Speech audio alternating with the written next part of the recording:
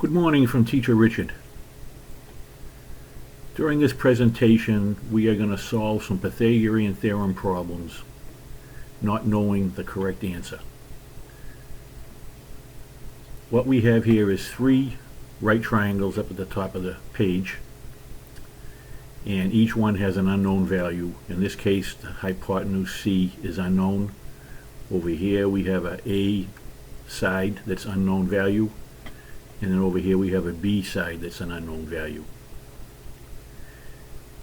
What we should be doing is, when we first look at a problem like this, we should be able to tell what operations we're going to be completing.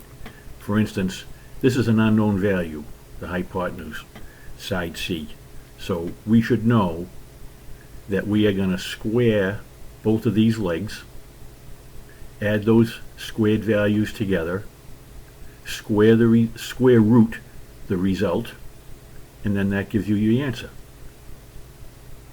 On this one here, we are given the hypotenuse, and we have a other side, a shorter side, that is an unknown value. So in this case, we're going to do a subtraction. We're going to square this C hypotenuse value minus the squared value of this side over here, square root what's in the display of the calculator, and that'll give us the linear value for leg A, or side A. Same thing over here. It's going to be a subtraction problem.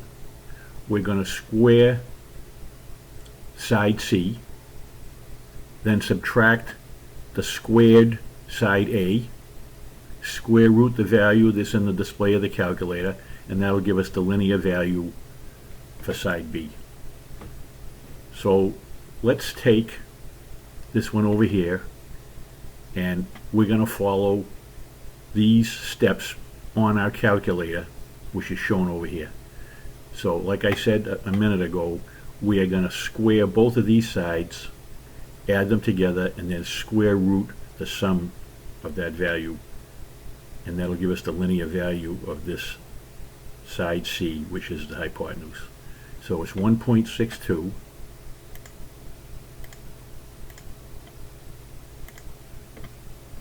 squared plus 1.87 squared equals square root what's in the display of the calculator up here, and it's also shown over here. We square root that, and that will give us the linear value for that side C, which is the hypotenuse. And the answer is 2.4741. We just write down the first four digits after the decimal point, no rounding, no fancy footwork, just the first four digits after the decimal point. And that's what I've done down here in parentheses to illustrate that that's what's in the display of the calculator. Now I'm going to clear my calculator, and I'm going to solve for this one over here.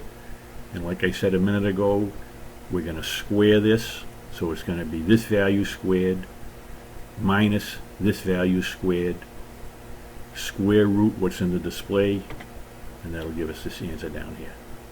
So it's 4.19 squared minus 2.8 squared. 2.8 squared. Don't forget the equal sign. Equals square root 3.1170. And that is the length of side A. Now we'll clear our calculator again, and we'll solve for this one.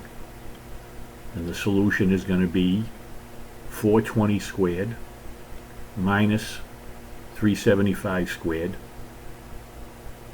square root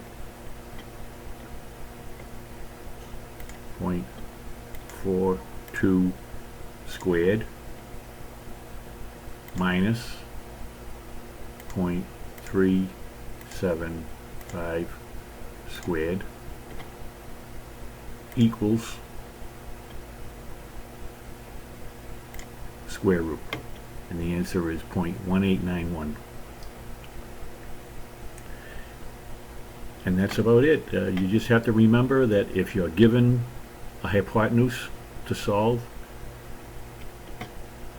if you're going to have an unknown hypotenuse or side C, it's always going to be an addition. So you're going to square this side, add them together, square root, and that gives you the linear value of the hypotenuse. If you have a given hypotenuse, like we have here and here, then you're going to square that long hypotenuse, square that first in the calculator, then hit the minus key, the given side squared equals square root. And it's all demonstrated in these keystrokes here. So if you study that in detail and get that fixed in your head, you should be doing fine. Thanks for watching. We'll see you next time.